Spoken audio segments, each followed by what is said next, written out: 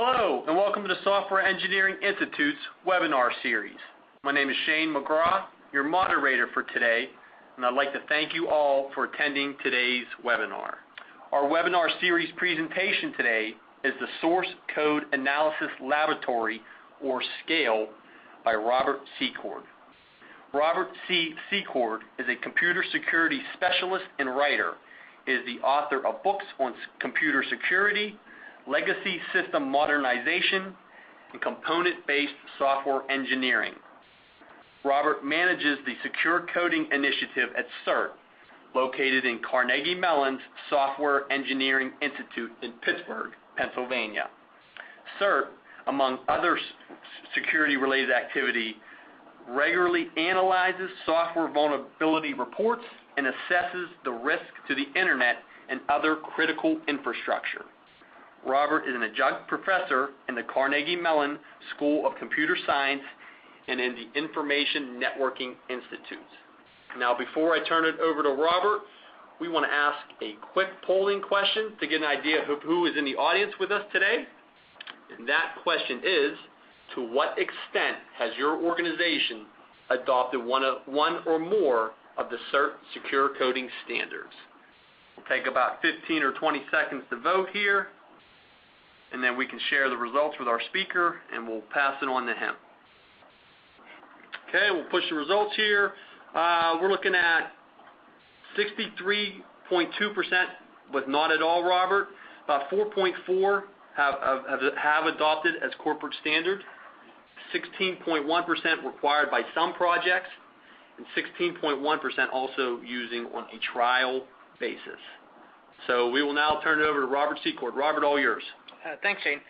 So those are pretty interesting results. I know, for example, that Cisco has adopted our CERT Secure Coding Standard, and more recently, Oracle has adopted all of our coding standards.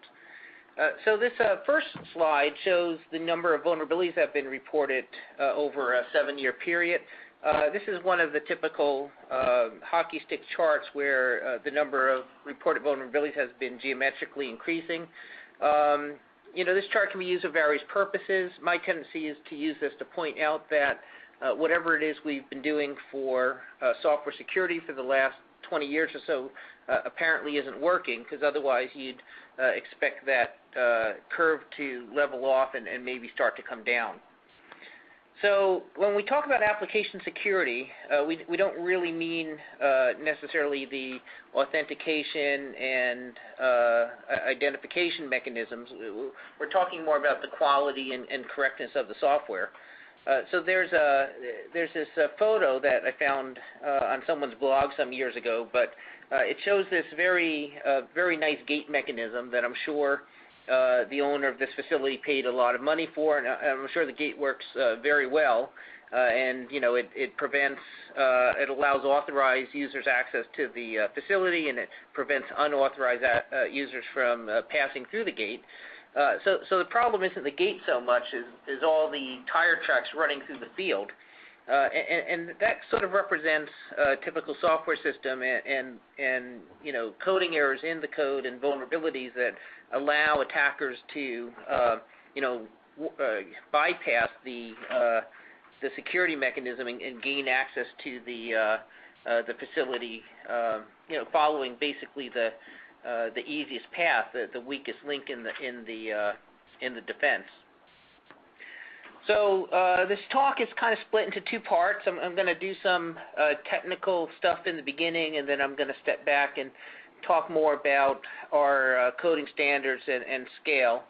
The specific problem I was going to describe today deals with compiler writers that are increasingly taking advantage of undefined behaviors in C and C++ programming language to improve optimizations. So the problem with these optimizations is that they can interfere with the ability of developers to perform cause-effect analysis on their source code, meaning that it's become increasingly difficult for programmers to look at code and understand what that code is doing. And similarly, it's difficult for automated analysis tools to look at source code and understand what that code is doing. So these optimizations tend to eliminate causality in software, and that increases the probability of software faults, defects and vulnerabilities in deployed software.